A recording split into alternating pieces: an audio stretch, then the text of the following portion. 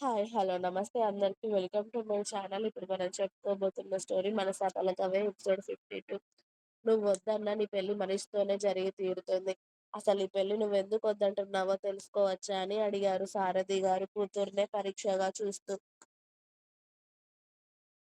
"నాకిష్టం లేదు నాన్న. ప్లీజ్ ఇక్కడితో ఆపేయండి. నేనిష్టం లేకుండా ఈ పెళ్లి చేసుకున్నా కూడా సంతోషంగా ఉండలేను. వాళ్ళ ఫ్యామిలీ సంతోషంగా ఉండలేరు. నేను సంతోషంగా ఉండలేను. మీ కూతురు ఏ సంతోషాలు లేకుండా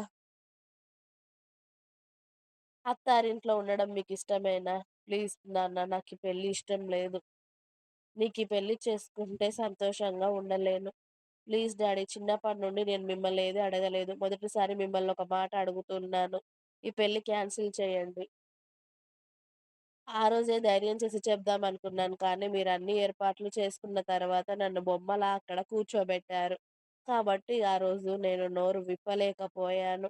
కానీ ఈరోజు నా నోరు నా దగ్గరే కట్టేసుకోవాలి అనుకోవడం లేదు డాడీ. ఇక జీవితాంతం నా ఇష్టాలను చంపేసుకుంటూ నా నోరు నా దగ్గర పెట్టుకొని బతకాలని నేననుకోవట్లేదు. నాకు నచ్చినట్టుగా నా జీవితాన్ని, నా లైఫ్‌ని లీడ్ చేయాలి అని నాకు ఉంది. నాన్న ప్లీజ్ నాన్న ఈ పెళ్లి నాకస్సలు ఇష్టం లేదు. అలాగే మనీష్‌ని పెళ్లి చేసుకోవడం కూడా నాకిష్టం లేదు. దయచేసి ఇక్కడితో ఆపేయండి అని కళ్ళల్లో నీళ్లతో వాళ్ళ నాన్నతో సూటిగా చూస్తూ మాట్లాడుతూ ఉంటుంది సాహిత్య. కానీ పరువుకి ప్రాణమిచ్చే ఆయన కూతురు ఇష్టాన్ని ఎలా ఓటు వేస్తారు?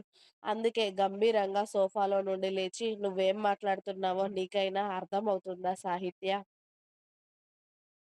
ఆల్రెడీ పెళ్లి పనులన్నీ మొదలుపెట్టబోతున్నాం. పెళ్లి పనులు మొదలుపెట్టాక పెళ్లి ఇష్టం లేదంటే ఎలా సాహిత్య? అయినా నువ్వు నా మాటకు ఎదురు చెప్తావని నేను కలలో కూడా అనుకోలేదు.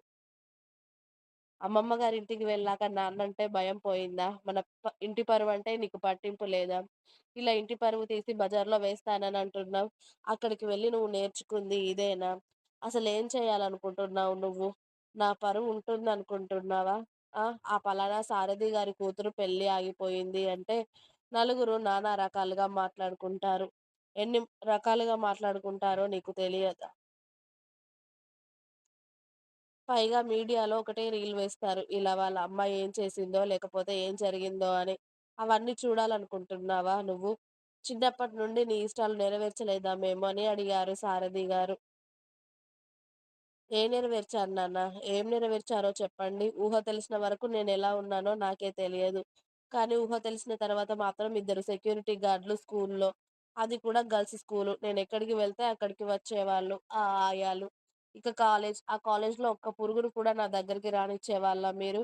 కనీసం ఒక్క ఫ్రెండ్ అయినా ఉన్నారా? నాతో ఎవరైనా మాట్లాడతారా నా ఫ్రెండ్ అంటూ? ఎవరైనా మన ఇంటికి వచ్చిన వాళ్ళెవరైనా ఉన్నారా చెప్పండి మీరు? నేనెవరితో మాట్లాడతాను? వాళ్ళ ఫుల్ డీటెయిల్స్ తెలుసుకుంటారు. వాళ్ళతో మాట్లాడనివ్వరిక. మగవాళ్ళైతే చెప్పనవసరం లేదు. నన్ను చూస్తేనే ఏదో దయ్యాన్ని చూసినట్టు పారిపోతారు. నా కాలేజీ జీవితంలో ఒక్కరోజు కూడా సంతోషంగా లేను నాన్న.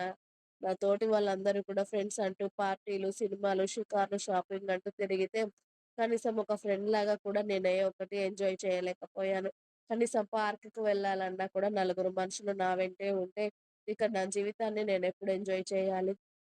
నాన్న నా జీవితాన్ని మొత్తం మీ చేతుల్లో పెట్టేసుకొని, నేను మీకేమివ్వలేదు అంటే, ఏమిచ్చారో నాకు ఈ సెక్యూరిటీ ఎప్పుడు ఎక్కడికి వెళ్ళినా అబ్బాయితో మాట్లాడకూడదు, అమ్మాయిలతో మాట్లాడకూడదు, అది చేయకూడదు, ఇది చేయకూడదు. అమ్మాయి అంటే ఎప్పుడు 24 గంటలు ఇంట్లో పడి చావాలి. ఇప్పుడు పెళ్లి కూడా మీకిష్టమున్న వాడినే చేసుకుంటే ఇక నేనెందుకు నాన్న బతికి? నా ఇష్టాలు మీకు పట్టవు. నా కోరికలు మీకు పట్టవు. ఇప్పుడు కూడా నా జీవితం తీసుకువెళ్ళి ఎవడి చేతుల్లో పెడతాను అంటున్నారు తప్పితే కూతురికి పెళ్లి ఇష్టమా? కూతురికి ఆ అబ్బాయంటే ఇష్టమా? లేదా అని నన్నొక్క మాట అడగలేదు.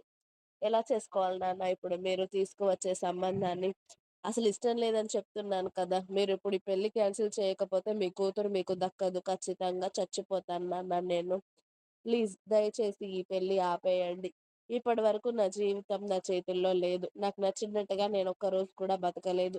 ఇక మీదట బతకాలి అనుకుంటున్నాను. మీరు నన్ను తీసుకెళ్ళి రోడ్డు మీద వదిలేసినా సరే. మీకు నేను నచ్చకపోతే మీ కూతురుగా నేను నీకు అవసరం లేకపోతే. కానీ ఈ పెళ్లి మాత్రం నేను చచ్చినా చేసుకోను అని తన కన్నీళ్లు తుడుచుకుంటూ కరాకండిగా చెప్పేసింది సాహిత్య వాళ్ళ నాన్నతో. అప్పటికే రాణిగారు కూతురు మాటలకి కోపంగా వచ్చి సాహిత్య 2 చెంపలు వాయించేశారు. "ఏం మాట్లాడుతున్నావే నువ్వు? ఆల్రెడీ కుదిరిన సంబంధం వద్దంటావా? ఎంత మంచి సంబంధం తీసుకొచ్చారో తెలుసా? అయినా పెళ్లి వరకు వచ్చాక నీకు ఇష్టం లేదు అంటే ఏంటి అర్థం?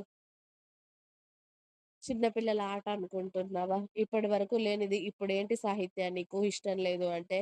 ఏంటే? నీకేం తెలుసు అని ఇవన్నీ మాట్లాడుతున్నావు? నీకు ఏది తీసుకొచ్చినా నాన్న మంచిదే తీసుకొచ్చారు ఇప్పటి వరకు. నీ ఇష్టాలు ఏది చేయలేదా? నీ ఇష్టాలను కాదు అంటేనే ఇంత ఎత్తుకు ఎదిగావా? నీ ఇష్టాలు లేనిదే నీకు నచ్చిన చదువు చదువుకున్నావా?" అని అరిచారు రాణి గారు. ఇలా మీలాగా కట్టడి చేసి చదివించడం కాదమ్మా. చదవంటే చదువుకోవడం అంటే ఊరికే అది కూడా మీ ఇంట్లో ఉండి కూడా చదువుకోగలను. కాలేజ్‌కి వెళ్ళకుండా. కానీ కాలేజ్‌కెందుకు వెళ్తారు? అమ్మ, ఫ్రెండ్స్‌తో మాట్లాడుతూ సంతోషంగా ఉంటూ కూడా చదువుకోవచ్చు. నా జీవితంలో మీరేం చేశారు? కనీసం ఇప్పటి వరకు ఒక అమ్మాయి ఫ్రెండ్ అయినా నాకుందా? మీరు చెప్పండి. ఇదేదో నాకు జైలు జీవితంలాగా అనిపిస్తుంది. నిజంగా ఖైదీల కన్నా విముక్తి ఉంటుంది. కానీ మీ దగ్గర నాకు ఆ విముక్తి కూడా లేదు. నా ఇష్టాలను చెప్పే స్వాతంత్రం నాకు ఏ రోజైనా ఇచ్చారా? ఇది కావాలి అంటే అది బాగోదు. నీకిదే బావుంటుందని చెప్తారు. ఇక అందులో నా ఇష్టాలు ఏది మీరు ఒప్పుకున్నట్టు, ఏది చేసినట్టు అని అంది సాహిత్య. అప్పటికే ఆశా, తార ఇద్దరూ వచ్చి వాళ్ళ అత్తయ్య పక్కకు నిలబడ్డారు. సాహిత్యని మళ్ళీ వాళ్ళ అత్తయ్య ఎక్కడ కొడతారో అని. "అయితే ఇప్పుడేమంటావు సాహిత్య నువ్వు?" అని అడిగాడు అశోక్. ఇంకా ఉంది. మీకు నా స్టోరీ నచ్చినట్టయితే తప్పకుండా నా ఛానల్‌ని సబ్స్క్రైబ్ చేయండి.